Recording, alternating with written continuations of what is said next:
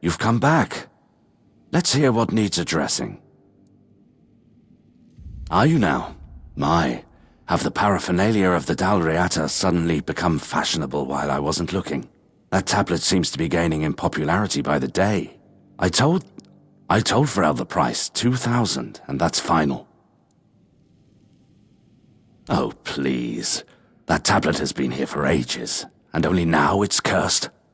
What happened to Lady Maeve was tragic, of course, but I highly doubt it had anything to do with some dusty Dalriata artifact. For someone supposedly well-read, Varel could have come up with a better excuse. Truly? Well, I suppose there's no accounting for taste. Still, better you than Dalriata. She put us in a terrible position, you know. She came here and demanded we hand over part of our treasury, just because it was once theirs, as if we could afford to show any more weakness. Take the tablet, do whatever you wish with it. I never want to hear about it again. No. My subjects were usually well disposed towards them, grateful for their magic. Merlin was held in high esteem by the common folk. Of course, there was mistrust at times, even open hostility, but never like this. Nobody was ever so twisted by hatred as to herd them into a giant wicker man and set them alight. Does it matter? As long as the result is the betterment of the people, what difference does it make? Guilt is a powerful motivator, and a useful one at that. My sisters taught me that, time and time again. Hello again. If you need anything specific, feel free to ask. Aye, it would be. Delrida know how to work stone in the most intricate way, but we're also quite fond of grandiosity. I'm afraid I'll have to ask you not to part with it just yet. The stone wardens are waiting for it, and I can't really be seen lugging it around. And you're very strong. You can handle it with no problem. Here's the reward I promised. And I'm sure Kvor will have a little extra something for you too. Please, don't hurt me. I don't want to die. Yes, it's me. But look at me. I can't go back. It's the Red Death. I had to run to keep the others safe. My poor, sweet Beatrice. I'll never know if she gave me a son or a daughter. But I'd never risk going back to Camelot. I'll hide out here, somewhere in this abandoned village. No one will ever find me, I swear.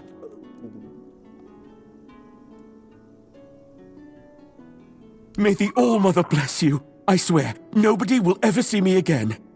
Take my insignia and bring it to Asgore. Tell him I was already dead when you found me. A gift? Ah, I see. And you lugged that thing all the way from Cornart? For that alone you have my respect. Now, let's take a look. Ah, so that's what happened. The stone chipped, and the meaning of the runes changed. Sweet dreams turned into living nightmares. This is why I don't trust magic. The simplest, stupidest thing can end up killing you. Well, there is now, but no, I don't think it started as one. I don't know the runes well enough to be certain, so I'll have to ask the Thoyd brothers for details. But it looks more like a blessing than a curse. At least now they can rest easy, knowing their tribe hasn't done something so dishonorable. Aye, and I'd say because of cracks between people too. If we hadn't strayed so far from one another, maybe all of this could have been avoided. Then again, maybe not. Maybe fate makes no mistakes. I suppose we'll never know. But you're not here to listen to a blacksmith getting maudlin. Here, this is for your trouble. May your burdens be lighter to carry from now on. Ah, there you are. Just in time to witness the rebirth of Asgore the Invincible. Vrel's potion worked like a charm. I feel stronger, faster. Hell, I feel like a young recruit again. Don't you start. It's all in the mind, see? Strength, speed, endurance. It's all about believing you've still got it. Anyway, I'll keep taking it. Maybe I'll even best you in a duel next time, eh? You do? What happened to him?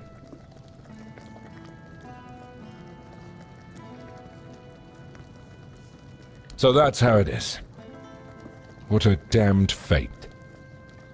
Still, if you ask me, it's better than desertion. Though, we'll never really know if it wasn't desertion, will we? Here's your gold.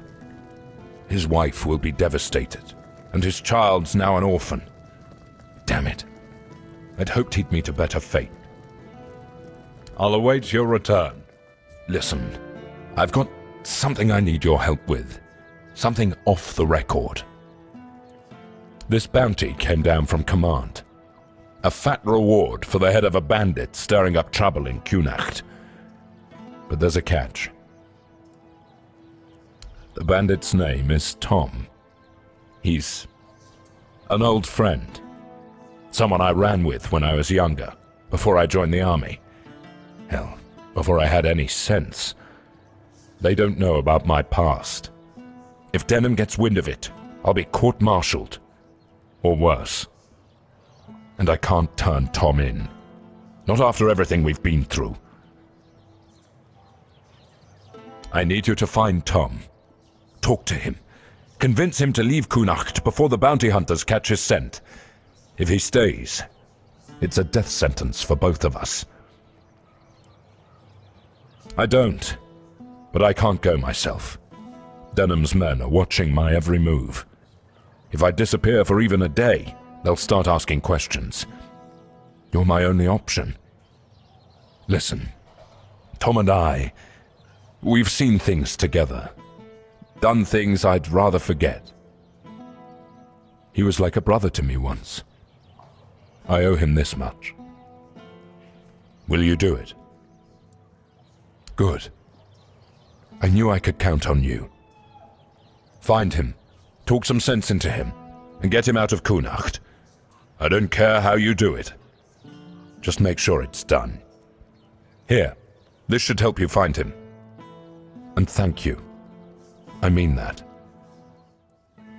You're just in time. The forge is ready. Aye, that's it. Good work bringing this to me.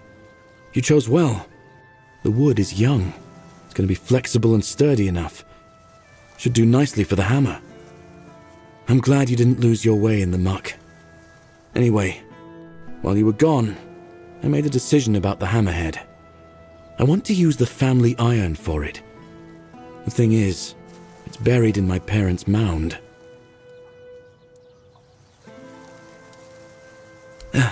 I know it sounds like I'm asking you to desecrate a grave, but trust me, you won't find corpses there. It's a memory mound. In the past, when someone in Kunacht lost a loved one to the weirdness, their body was offered to the fire. It wasn't right to bury someone so horribly changed. Instead, the family would bury something that belonged to the deceased. I lost my father when I was 6. Mother worked herself to the bone, keeping me fed, and it wasn't always enough. I started working early, so we managed to scrape by. But she passed away a few years later. Weird night caught her.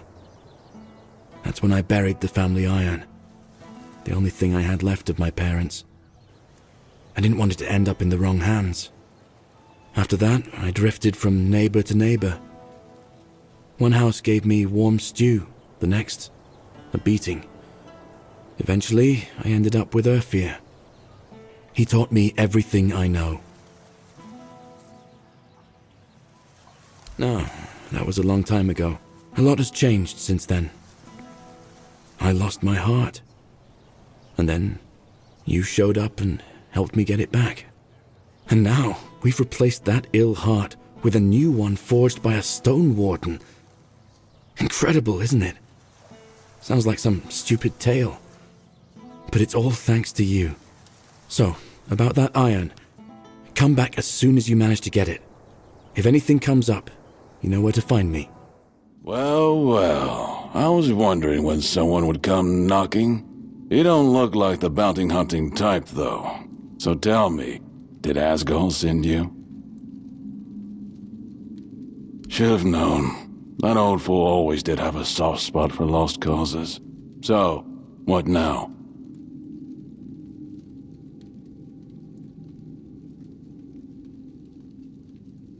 Disappear, huh? That's what I've been doing my whole life. Hiding, running, scraping by. I don't owe him anything, you know? But maybe I owe myself one last chance to get out of this mess alive. All right, I'll go. Not for Asgol, not for you, because I'm too damn stubborn to let the world bury me just yet. Tell him something for me. Tell him this. The boy with the slingshot grew up, but some things never change. He'll understand. Ah, a new guest in our court. Welcome, stranger, to the humble halls of King Sagramor's castle. Are you here to seek an audience with the king and queen? Many are eager to see them, though most are the old regulars. I'm sure their highnesses will be pleased to see a new face. We haven't had many guests of late. Oh, no need to trouble yourself with me, my lord. I am but a simple custodian, a lowly servant of our gracious majesties. Though, if I had performed my duties better, perhaps there wouldn't be so much constant dying. Oh, it's no big deal. We live here in perpetual suspension. Time can't touch us, and it's all thanks to the Queen and her sisters, who decided that would be best for everyone.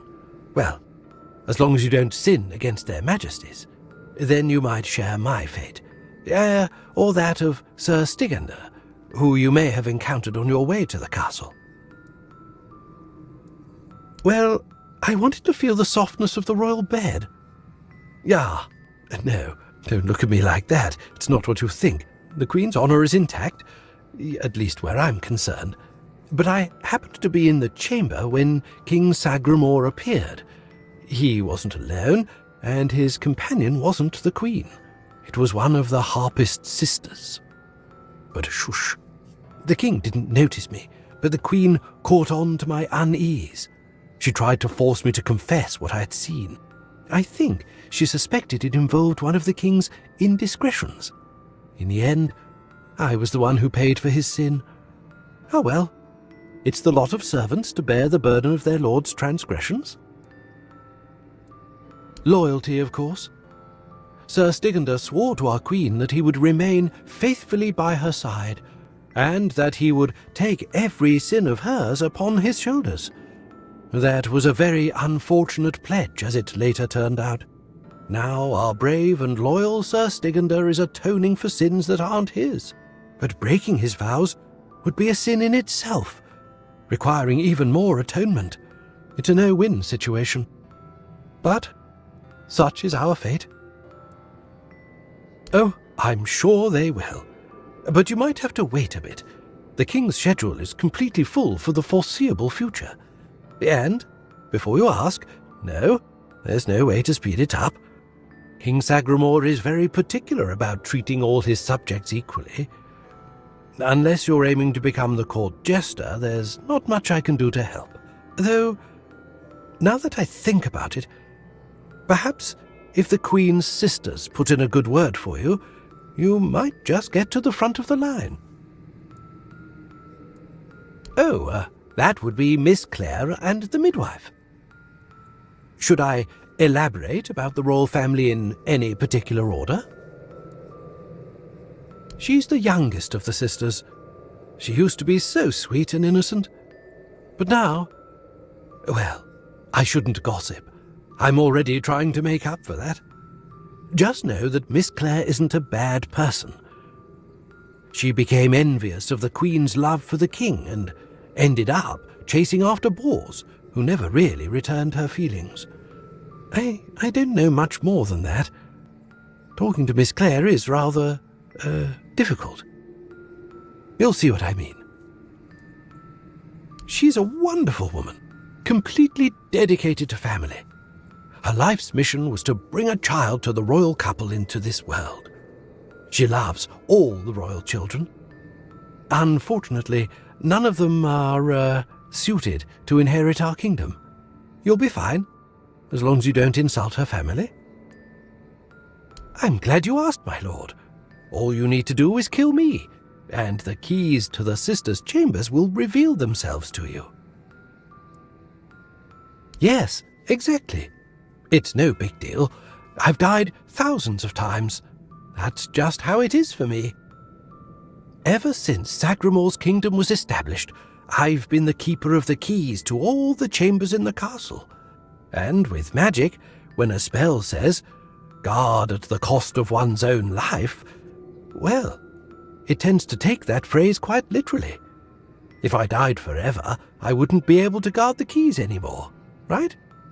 So I come back to life every time someone needs a key from me.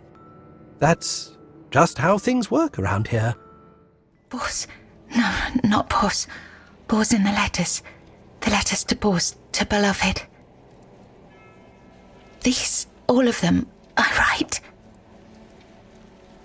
Letters to beloved Boss, I write. I write only letters to Boss, to beloved. Yours, Claire. Sister has a tablet. Once she had it. Once, sister. In Sagramor's arms. Once, me in Bo's arms. Forever. Yours, Claire. I write. Once upon a time, there lived a young maiden named Claire. She had 2 sisters, and together they resided in a resplendent castle within a land untouched by the cruelty of time. In this unchanging realm, there was neither the sorrow of endings nor the joy of beginnings. No sunrises, no sunsets, and no seasons to mark the days. Such was the design of the eldest sister, whose insatiable hunger for control bound the kingdom in eternal stillness. She hoarded love and devotion as a dragon hoards treasure. Yet for all her power, her heart remained empty. Cursed to feel nothing for eternity, Claire, the youngest and gentlest of the sisters, moved quietly through the cold, unchanging halls. Her beauty was, too, untouched by age or hardship.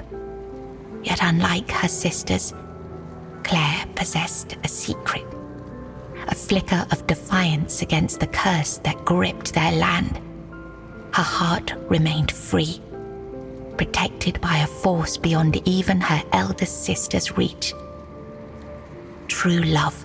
This love bound her to a noble young man named Bors, whose memory was her light in the kingdom's shadow, though torn apart by dark magic. Claire refused to surrender to despair. She knew that giving up hope would mean losing herself entirely, succumbing to the same cold emptiness that claimed her sisters. So she endured, her heart steadfast in its belief that love could shatter even the darkest of spells, and that one day, somehow, she and Bors would reunite. Long ago, there lived a maiden named Claire, fair of face and gentle of heart, cursed by her cruel sister to remain imprisoned in a high tower, forbidden to step beyond its walls or look out of the window. She spent her days weaving a tapestry of the outside world, a world she could glimpse only through the reflection in an enchanted mirror. Yet Claire dared not lift her eyes from the loom, for the curse was absolute. If she ever stopped her weaving to gaze out the window herself, the fragile thread of her life would snap. One day, the mirror revealed a grand procession on the road below.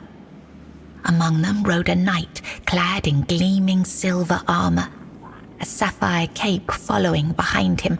His warm eyes and copper hair struck Claire's heart with longing. Unable to resist, She rose and stepped toward the window for a glimpse of the gallant knight. The moment she moved, a terrible pain gripped her chest and the mirror shattered. Claire, knowing the curse had claimed her, fled the tower. She reached the road just as the procession passed, grasped the knight's cape, and collapsed. Sir Bors turned a sudden tug, leapt from his horse and caught her. Her breath grew faint, and she whispered, "Do not grieve, for I am glad to have seen you, my knight." With those words, her spirit departed. Sir Bors wept bitterly, for never had he seen a maiden of such beauty and grace. His heart swelled with both joy and despair, for he knew he would never again love another as he loved the fair and cursed maiden, Claire. It was the height of summer when young Bors first laid eyes on the maiden of his heart, working in the fields, his skin bronzed by the sun. He paused as the sound of hooves drew near. A lone maiden approached, her hair shimmering like spun gold, her cheeks rosy and her waist snugly drawn into a spring green corset. While the other peasants bowed their heads, Bors stared unabashedly. Sensing his gaze, the maiden turned sharply, startling her steed. The horse reared and she tumbled from the saddle, straight into Bors's waiting arms. Their eyes met, and in that instant, the maiden felt herself lost. A warmth bloomed upon her cheeks, but a deep foreboding stirred in her stomach, for she knew there would never be another man who could claim her heart so completely. From that day forward, she rode past the fields daily, offering Bors water and sharing quiet moments beneath the shade of a willow tree. Days stretched into nights, and the two surrendered to love. But one day, as the maiden passed the field, her beloved Bors was nowhere to be found. She waited beneath the willow until darkness fell and reluctantly returned to the castle. The next day, and the one after that, she returned. But Bors never did. Summer turned to autumn, and the maiden ceased her rides. She withdrew into the shadowed stillness of her tower, her heart heavy with unending sorrow. Unbeknownst to her, Bors's bones lay bleached and brittle beneath the sun, hidden in the very field where their love had bloomed. For in Sagramor's kingdom, no crime was graver nor punishment swifter than love. In the days of King Sagramor, there lived Bors, a wandering minstrel whose songs were famed for their beauty and sorrow. Among his melodies was one that bore the weight of his heart, the ballad of a lady named Claire. Claire, a noblewoman of unmatched grace, had been betrayed by her jealous sister, who sold her to a rival lord for power. Locked in a distant tower, her pleas for rescue went unheard. But Bors, who had once sung for her in her father's court and fallen deeply in love, learned of her plight and vowed to save her. He journeyed to the castle where she was held and sang beneath its mist-shrouded walls each night, hoping she might hear him. At last, a faint voice joined his song. Claire, her spirit unbroken despite her captivity, determined, Bors devised a daring plan. Each evening he sang in the castle hall, lulling the court into an enchanted trance. When the moment was right, he slipped away to free Claire. Together they fled through shadowed halls, hearts pounding with hope. But as they reached the forest edge, disaster struck. The alarm was raised, and the guards gave chase. Armed only with his lute, Bors faced the guards to protect Claire. In the struggle, he was struck down, his body falling beside his broken lute. Claire was dragged back to the castle, her heart forever bound to the minstrel who had died for her. I was writing something. Something important. Do you know what it was?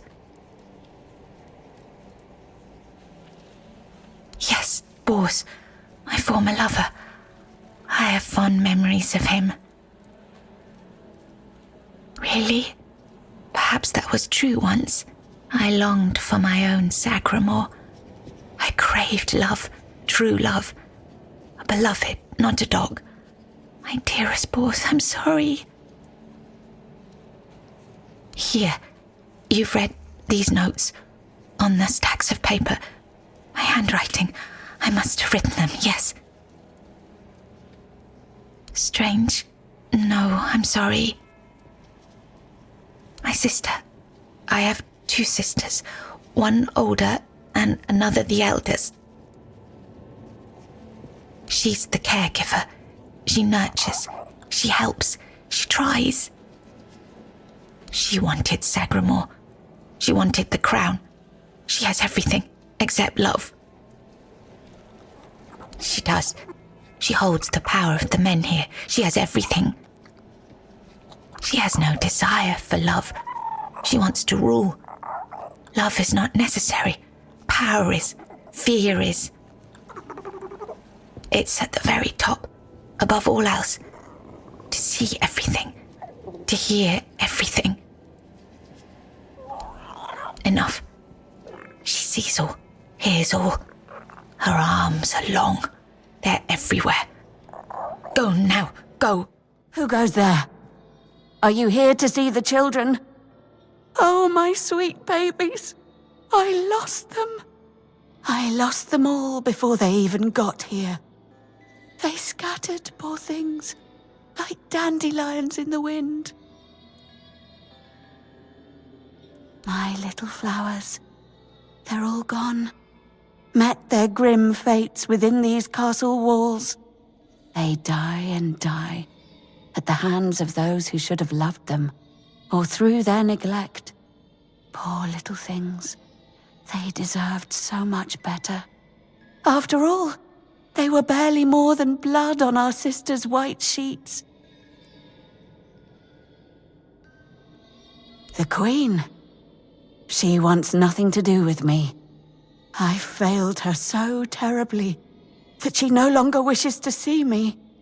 I've fallen so far from her good graces. But I will make it right. You'll see. I just need the children here, safe and sound. Maybe when she sees them, even as they are, she will love them just as much as I do. No, I swear they are here. They are all here. Our little princes and princesses. They never were, and never will be. Yet they give me no rest. Last night, I dreamt of our brave Wieland pierced by 100 arrows. 2 nights before, he was swallowed by the water. He never left his mother's womb, yet he calls to me always. But I cannot find him. So I write. I write when he last showed himself to me, so I'd know, so I could go to him if I ever had a moment of peace. They are here because I wished for them so desperately. I hoped my sister would be happy, but you cannot force something that was never meant to be. Yet I tried and tried and tried. Now they haunt my dreams and waking hours, while the Queen has forgotten she ever carried them under her heart. Really? You'd do that? And you won't hurt them, will you? Please, I cannot bear to hear their cries anymore. I need them close, so I can watch over them as I was meant to. If I could keep that one promise I made to my sister, perhaps then I could finally know peace. Let me think. Renaud, the Crown Prince, loved to stand on the balcony, gazing down at the gardens, watching the legacy that will never come to be. Little Noah, covered in blood. His mother would wash him again and again, scrubbing endlessly. It feels like he rarely leaves the bathtub. Oh, and Hugo, such a sweet child, sleeping soundly in his cot, sleeping and sleeping, always and forever. He has his favorite lullaby. Why did you kill me? I didn't want to. I didn't want to be like that. Mum, she used to call me Little Fish sometimes, when she was in a good mood. But when she wasn't, she'd call me Bastard, Misfortune, or Mistake. Once, during a bath, I cried that the water was too hot.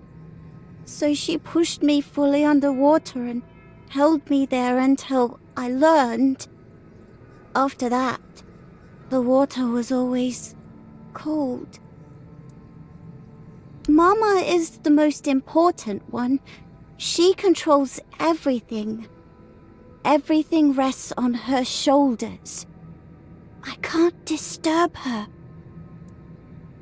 Father is the king, and usually just sits on the throne. Mama always said he was busy, but he just sits there. Then I was here, sitting in the water, and I never cried again. He's gone. Young Prince Renard. Oh, by the gods, lost for good this time. The midwife will wring my neck with her bare hands. I can't. No, I won't go back to her like this. And the Queen, she'll do worse. Much worse. Have you ever seen her angry? Hopefully not. She has ways. Cruel ways. The lash is the kindest punishment among all of them. My favorite. Oh, yes, of course. Straight into the void.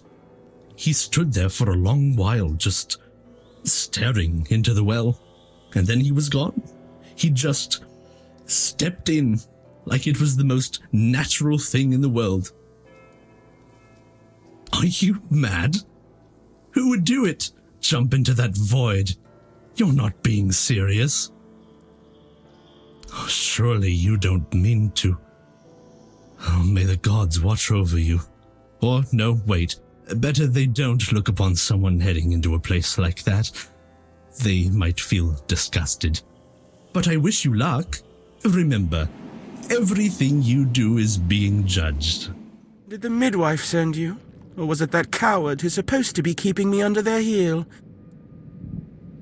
The firstborn of the king and queen, a proper little princeling, almost grown, though life has never tested me thanks to the comfort I was raised in, which is why I'm full of whims, why I think only of trivialities, why I'm just a gilded youth, unable to appreciate what I have. I won't bother listing every one of my vices. Don't take it personally. You're not that special. Nobody is. I just wanted you to leave me alone, but as always, everything in this house proves hopelessly useless. Any form of service, flawed and feeble. They lack competence. Next time, I'll find a deeper despair and an emptier void to hide in. Mother won't be pleased with how miserably the court servants perform their duties. She never handled disobedience well. Well then, we can skip pedagogical lectures, as I know you'll force me to return at the end. And later, I'll try to run away again. Of all my mother's obsessions, control is her greatest. Everything must bend to her will. That's why I take so much pleasure in defying her. Poor father, letting her trample him like that. It seems a crown on a man's head weighs him down and dulls his mind. The charms of power. They say I take after him. Look closely, and you'll see all you need to know. How pitiful I must be then. Above? What above? There's nothing there either. Here, emptiness turns into more emptiness. Nothing begins, nothing ends. The same, over and over again. I'll tell you something. This place, all this darkness and silence, is no different from what awaits us in the gardens, the halls, or the chambers. Spare yourself the trouble. You don't have to drag me by the hand. I know the way back. The Queen's little lapdog. Phew. They are here. All of them. My sweet little petals. I'm so sorry. I should have tried so hard to bring you into this world. But maybe now we can set you free. You will help us, won't you, stranger? Fate has made a mockery of us all. Our deepest desires have been laid bare, twisted into instruments of our torment. Take these poor little creatures. They have no place in this world, yet they are forced into it and out of it, again and again. But our sister wished for them, and here, her word is the only law. My sister's reign must end. It's brought us horror upon horror, all because of her fear and obsession. She thought she could forge fate with power, but she was wrong. Fate is inevitable, and the one she claimed was never hers to begin with. Yet we are the ones who suffer the most. Hello again, my lord. Are you ready for your audience with the king and queen? Nobody knows. The king and queen haven't granted an audience to anyone in years. All these poor, lost souls will never get their turn. Only Stygander and I are aware of the passage of time. The rest are stuck, frozen in the moment. But we're not allowed in the throne room, so we have no idea what's going on with the king and queen. If I were you, I'd be sure to mind your manners and follow every order, for your own safety. Ah, I see you're trying to coax a little gossip out of me. I appreciate the effort. You're the only one around here who can hold a normal conversation. Not many people know that the 3 sisters are Bandrui, female druids. Interesting, isn't it? Not all druids allow women to engage in their noble profession. They didn't care, though. They did their work, and they did it well. One day, they delivered a prophecy to Sagramore, telling him he was destined to be the next King Arthur.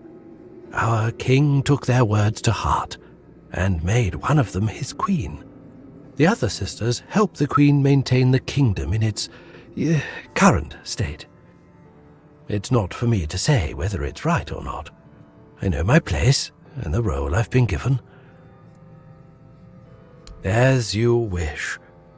Here is the most precious of all keys. It will open the doors leading to the throne room. Oh, and you might have an occasion to see the royal chapel. Please, don't forget us. Damned for all eternity. You have been noticed. I was chosen to extend you an invitation to speak. But first, you must let me show you something beautiful. The mycelium.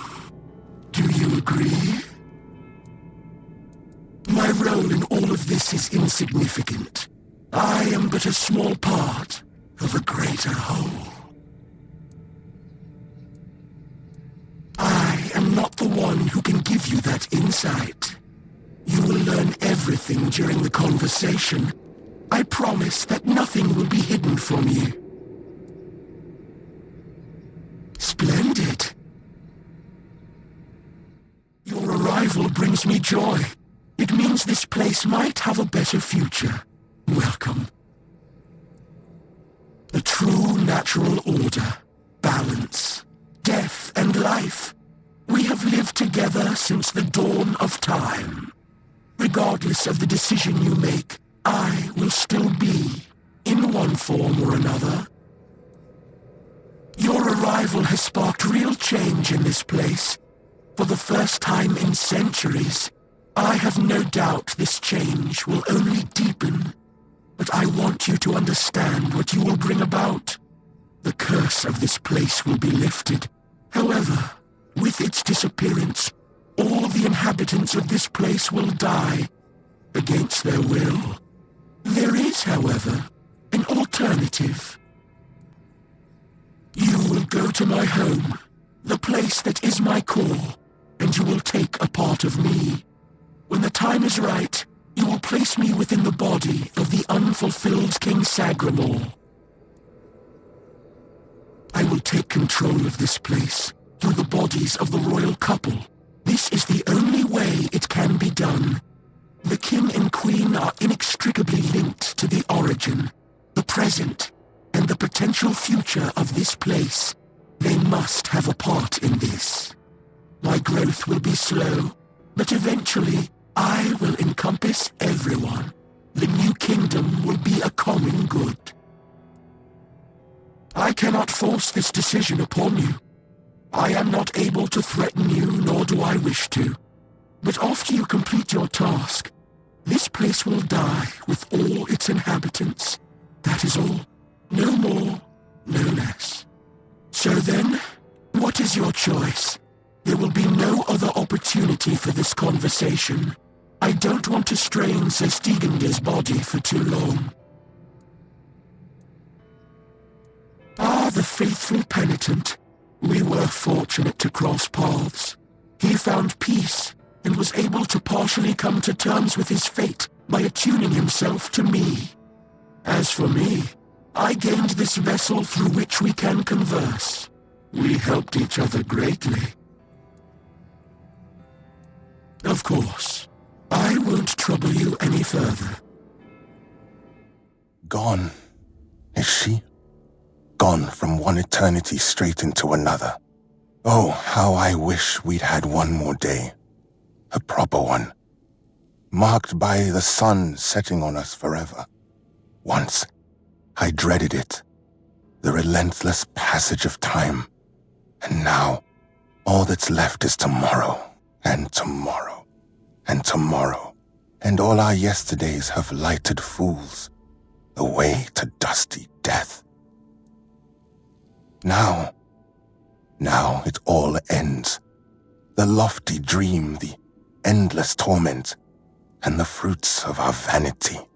What we leave behind is a monument to our own foolishness. There will be no legends told of this place, for it is a tale told by an idiot, full of sound and fury, signifying nothing. And this is for you. The reason for your visit to this cursed court.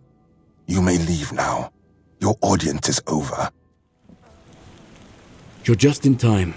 The forge is ready. You're back. And for a moment, I was afraid I'd never see you again. After you left, I started wondering if maybe I'd asked too much of you. But it really is my family iron. I never thought I'd see it again. It's funny. I remember it feeling so much heavier. I'm glad the family iron won't be left in the cold ground anymore. I'll melt it down and craft something beautiful. Something new. So, we've got almost everything. Just one last thing remains. A whispering crystal. I've been studying how to work with them. I believe combining the crystal with the iron will help whoever wields the hammer to stay calm. That's something I've always lacked. My life's been a pile of foolish decisions. I want to ensure that someone dear to me doesn't have to face the same, especially during combat. I've heard that Camelot was mining those crystals. That might be worth looking into. How you get one is up to you, but don't do anything foolish that'll land you in a cell, friend. Any news about our mutual friend? You actually did it. Thank you. Tom's a stubborn bastard. I wasn't sure he'd listen. But you've saved his life.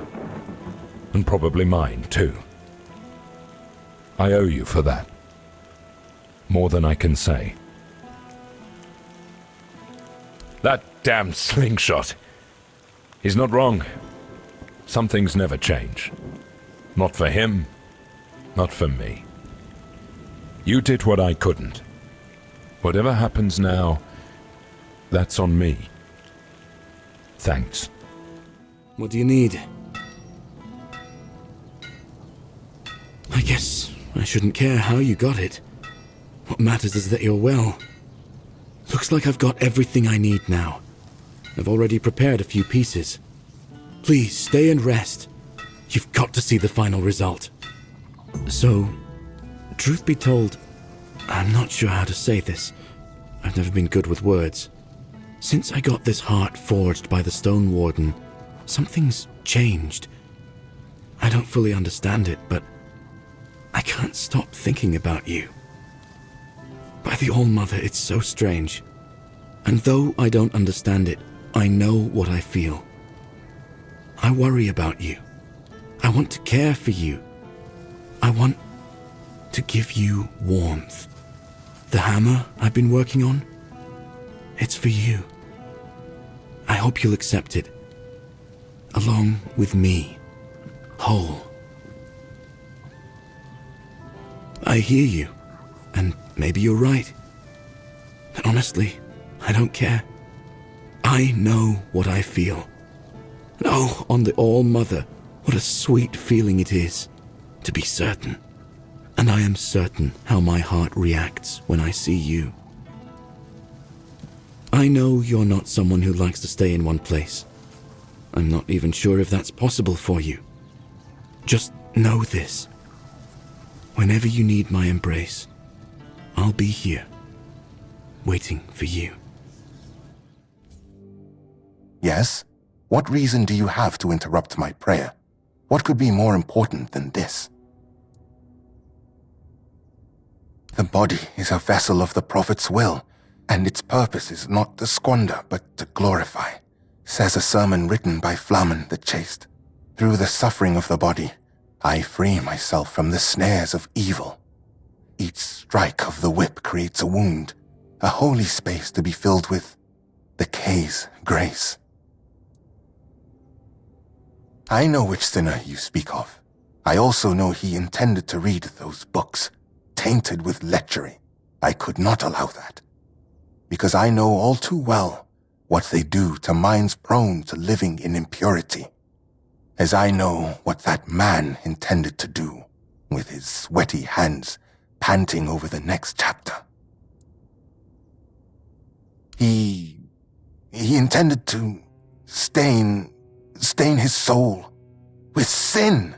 People who are lost for their entire lives don't even realize they're on a path to nowhere, that each new crossroads only leads them more astray.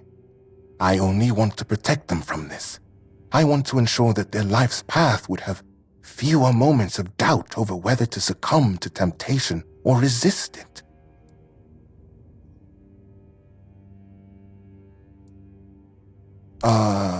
Of course, I am a Red Priest, after all. I know much about the struggles of the spirit, about what shatters a person's dignity, about the acts that cloud the mind with a fog. I am not sure what you were trying to accomplish. It wasn't practically thoughtful, clever, or frightening. Please, just go. I'd like to get back to my prayers. We are the saint. Why do you disturb me again?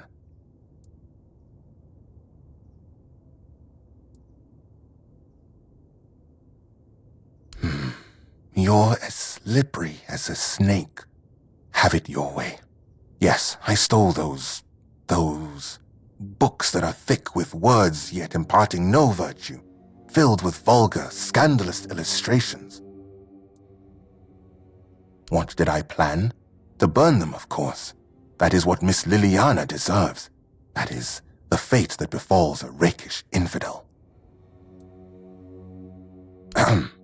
Yes, you heard correctly. Do you think I don't know what's in those books? I won't deny it. I took a peek inside. I needed to understand the sheer scale of depravity we are dealing with.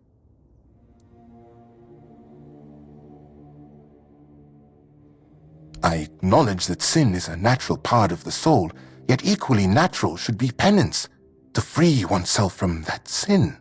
Chasteness does not come easily, but that is why it is a virtue, granting oneself relief through such primitive and vulgar acts, engaging with something as vile as these books. Have you read A Sermon on the Paths of Discipline by Brother Flamen? He makes a proper statement about those types of deviations. Hands that stray toward idle pleasures build no temple. Ah, you wish to have at least the bare minimum for discussion. Excellent. Look around our quarters. You should find that text, along with its perfect complement, A Sermon on Purity and Temperance. You have returned. My decision remains unchanged. All of Liliana's books will burn as soon as I finish my prayer.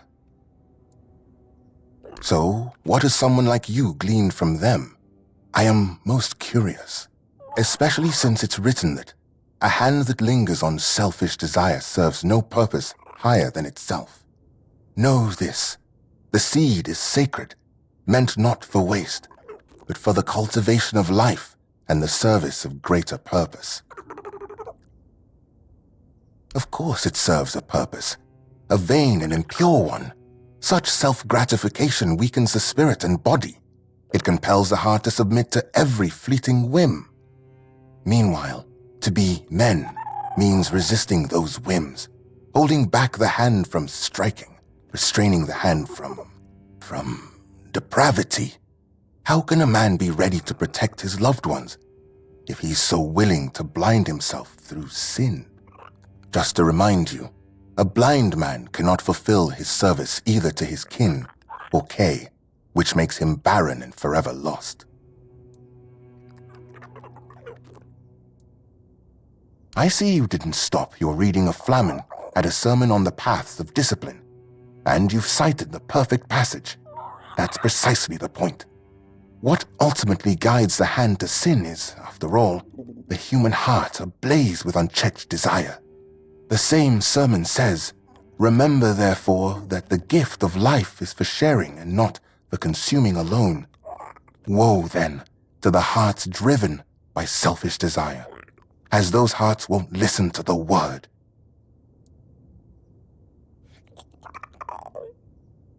I fear that sometimes this tone is necessary in priestly service. We know human nature all too well, do we not? Avoiding an admission of guilt does not mean avoiding punishment. Someone may treat my teachings with disdain, but ultimately, they will still stand before Kay and her word. Your words, however, are wise, and they lead towards reflection. And there it is, the image of modern humanity, knowing no virtues. Stripping purity from every aspect of life, you kill holiness, and then, in the face of life's hardships, you ask where grace has gone.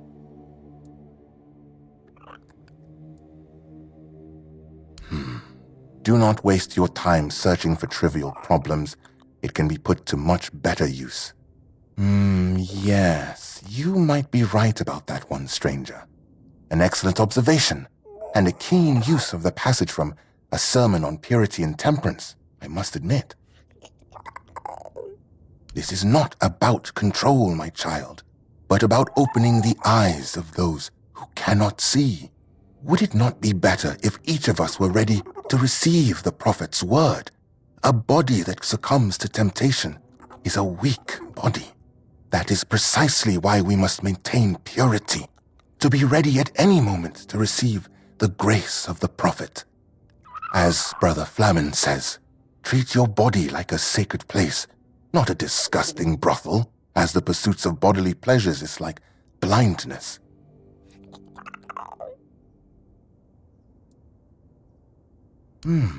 That is, of course, an astute observation, and proof that you've read the sermon thoroughly. However, I am full of faith that I have been placed on this path precisely to make such judgments in the prophet's name. Still, one could also view it from the perspective you mentioned. Yes. So, dear stranger, where did our little discourse lead you? what about my role in all of this? Where would people be without priests, striving to protect them from sin and impurity? Their own business? And what about dedicating the body to Kay? About the fact that each of us becomes a vessel in which her word can resonate?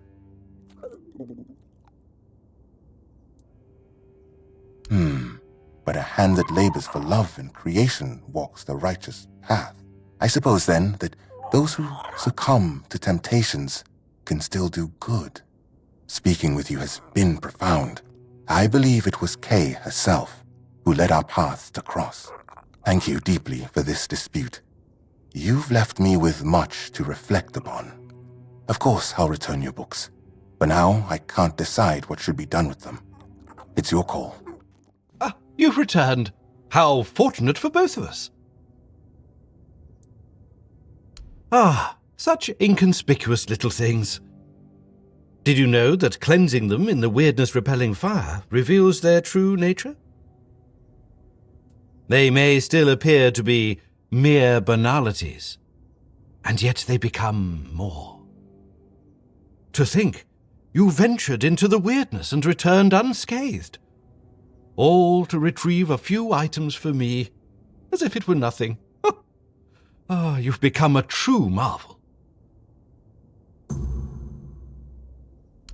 Yes, of course. Now that you've proven the success of what was done to you, some things have become clearer to me. You see, from all the documents I've read and the research notes I've studied, I always believed that the way your treatment was conducted was for the greater good. It was meant to be the key to curing the Red Death. But now, I'm not so sure that the people who orchestrated your, stay with us had the same goal in mind. Of sorts. I hope you'll forgive my little ruse, but I needed some answers myself. And you've delivered them in a most satisfactory manner. Not that I expected anything less of you. Those who arranged your escape from the island asylum were also the ones responsible for your capture. Everything that was done to you was at their behest. I don't know much more. They've always been incredibly secretive. Honestly, I was more focused on the results than on who was behind it all. But then they took you away, before anyone could achieve anything meaningful. I don't think so. From everything I've seen, you were just supposed to be ordinary Avalon rabble, but with the potential to become something more. I don't have all the details about your case, especially concerning the Red Death, but something must have been done right, since you're not infected now. Sadly, the research was never completed. Now, I know we've never had that kind of relationship, but would you perhaps be willing to lie down and let me rummage a bit? Well, you can't begrudge me for trying. From what I understand, your natural affinity for the weirdness was enhanced. You see, centuries of living on this island have led to more and more people developing a certain tolerance for it. Sometimes that tolerance can evolve into agreeability. It does, however, take time, so you were given a push. As for the exact methods, well, I'll spare you the gory details. Besides, at this point, you know the results better than I do. Speaking of which, would you mind sharing the details of your current state? I can't say I don't understand. I respect your choice, of course, and I sincerely hope you live a long and happy life. But if any accident were to befall you, I would be immensely grateful if you chose to donate your body for further examination.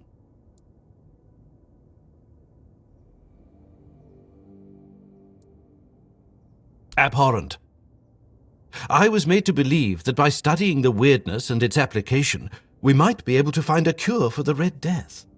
We have suffered failure after failure, and now you're telling me it was by design. That curing the plague was never the goal. I am not sure where to go from here. You have indeed given me a lot to think about. You've given me much to ponder. Let's hope your next visit proves equally enlightening. Oh, there you are. I'm so glad to see you. I haven't had the chance to properly thank you for helping me with the hospital. Truth be told, it's still rather hectic here. But at least I don't have to constantly worry about money and supplies anymore. I do wish I had more time for all the patients. But perhaps, in time, we'll be able to bring in another healer, or at least an apprentice. I try. I'm still responsible for the entire hospital. But at least now, I don't feel so alone. And now that Camelot has to pay for treatments, it turns out that a hangover doesn't really require a healer's intervention after all. The residents of Connacht can still be treated for free. And I hope it stays that way. I'll definitely fight to keep it so. Not really. Everything has been going quite well, though Legate Denham isn't too happy about this development. Oh, if you come across any herbs or potion ingredients, feel free to bring them to me. I'd be happy to buy them. Bonksy is amazing at what she does, but you can never have too much of that kind of thing. Now, of course, we need to head to the Menhir. If I've read the notes correctly, the ritual has the best chance of success if we perform it after nightfall. No time to lose. The sooner we start, the sooner we'll rid our lands of this Camelot scum. Now I need to prepare myself, but I'll be waiting for you by the Menhir after nightfall. It worked. I can hardly believe it. I mean, I hoped, of course, that the wisdom of my predecessors and our shared effort wouldn't fail, but you know how it is. Something could have gone wrong. Is everything all right? You don't look too well, eh? Eh? So, it's done. The Menhir is alive once more. This changes everything. The people of Connacht will stay where they are. I wouldn't be so sure. The weirdness continues to thicken, and the threat of the Red Death hasn't passed. Besides, I still have my orders, and they clearly state where your Menhir belongs. I know you have your orders, and I, as a lord, am bound by Camelot's law. But the moment of choice has come, and I stand with my people. I am the Lord of Connacht, not Camelot. I cannot simply command my subjects to abandon their land. Of all times, you choose now to grow a moral backbone? Spare me.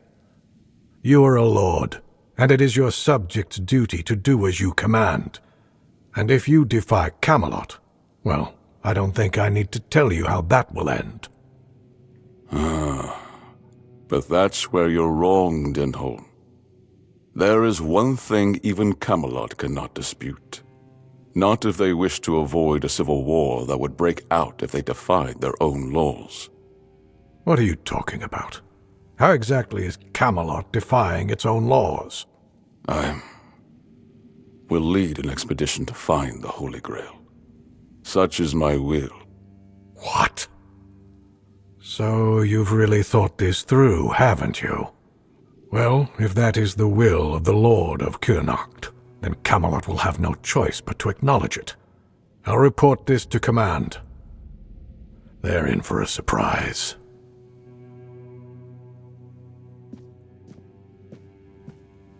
You heard what Denholm said.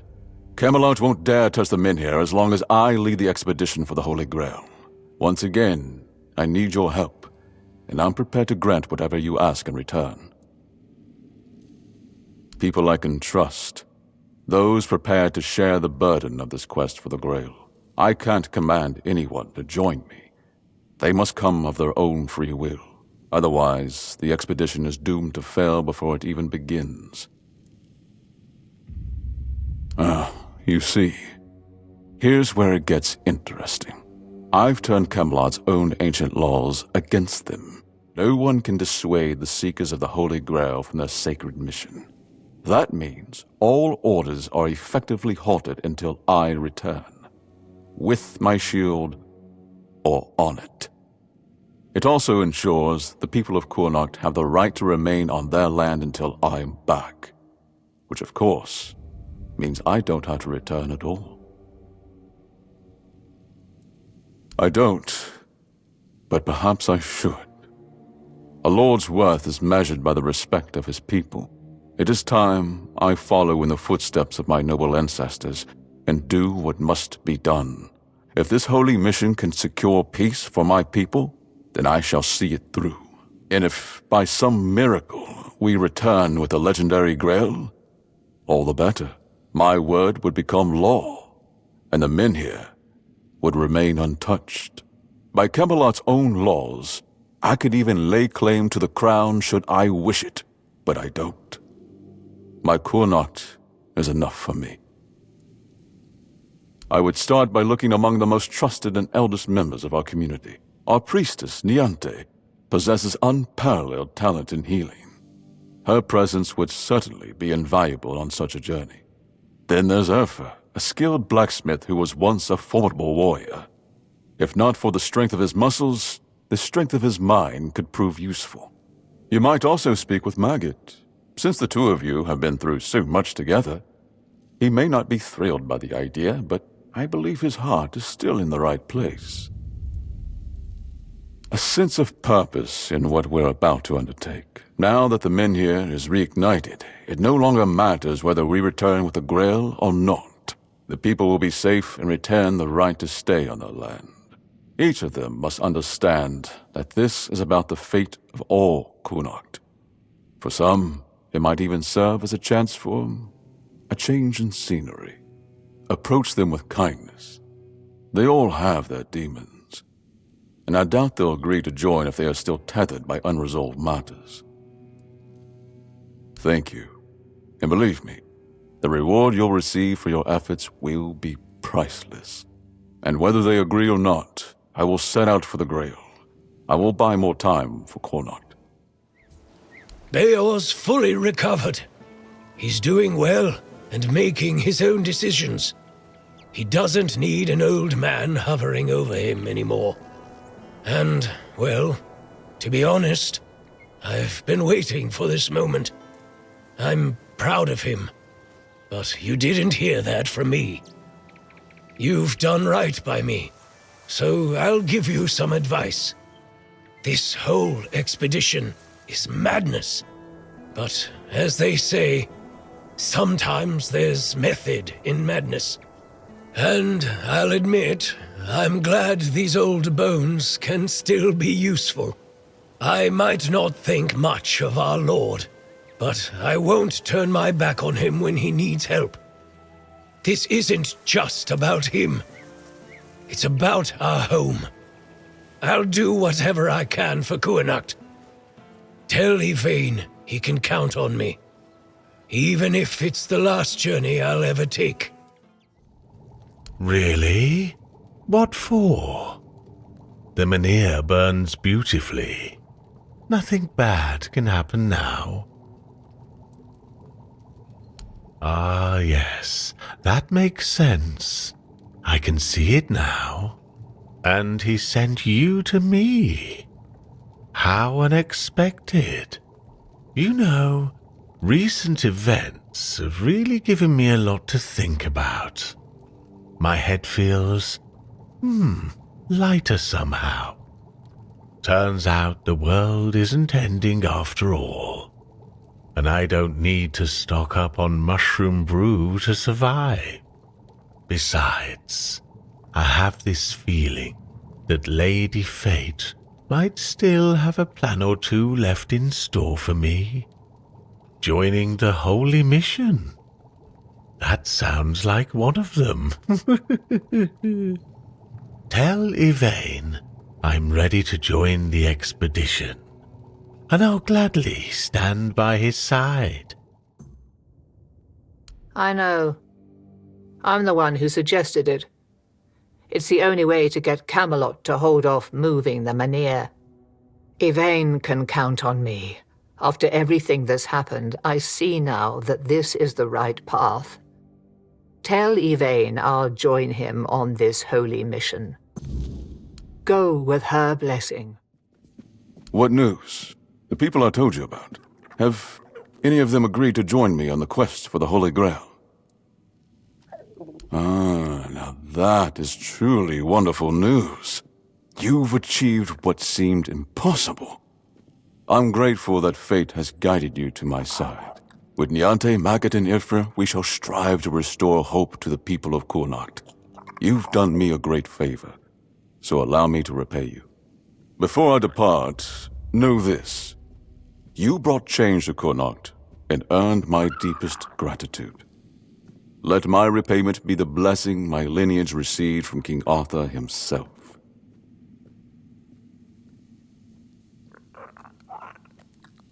Be the shield that watches over Connacht, as House Terion has done for generations.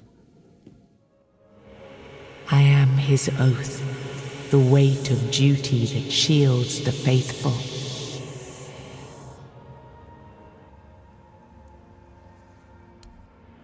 I am the wall between order and ruin.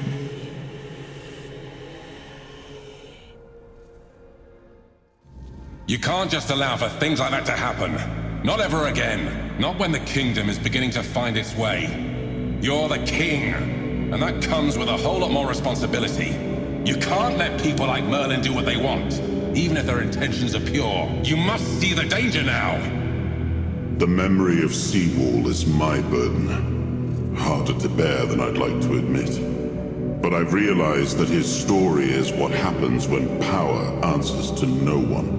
Then do something so that a tragedy like that never happens again. Palamedes, you've always spoken your mind, even when I didn't want to hear it. You've stood beside me through the darkest days and fought not for glory, but for Avalon and its people. I have done only what I believe was right, nothing more. Yes, and that made me realize that Merlin was wrong. The legacy I leave won't endure through the legend of a single man, whether it's me or anyone else. I decided to give my sword to the Horns of the South, to bind them not to me, but to the people. But Avalon needs more than that. It needs structures, memory, and resistance to corruption. It needs the foundation of something greater than any one of us. A shield? Yes. One to guard Avalon, even from itself. You've proven yourself time and again, so my shield is yours, Palamedes.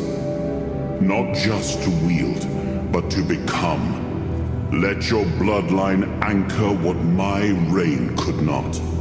And you believe I am worthy of such a responsibility? I will not fail you, my king. Don't carry this burden for me, Palamedes. You never have. Carry it for Avalon, and may your name be a blessing upon this land for generations to come. Now I understand. The shield isn't an object. It's the bloodline itself. But I also remember the shield was meant to resist. Not enemies, not blades, but corruption, compromise, cowardice. Palamedes understood that. Nothing I've seen here reminds me of him. Nothing resembles the kingdom we were trying to build. Lord Yvain. A joke of a man. A mere shadow of his ancestor. Not worthy of his title, nor of leading his people. I tried to build something lasting. Something that wouldn't depend on me to survive. I distributed power, tied it to oaths, not blood. Gave regions autonomy, left behind symbols to bind them. But what we've seen so far, that's not a kingdom. That's theater. People playing at being lords and commanders, taking on roles they don't even understand.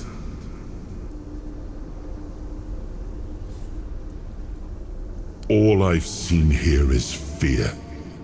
Indecisive men wearing the mask of power. But their power comes from symbols they don't even understand. And when a decision needs to be made, they hesitate. When danger appears, they flinch. Denholm, commander of Camelot's forces, is incapable of acting without direct orders. Yvain, a descendant of Palamedes, yet too weak to stand against choices that harm his people. Their fear breeds indecision. If you cannot choose, you cannot protect. And if you cannot protect, Avalon rots.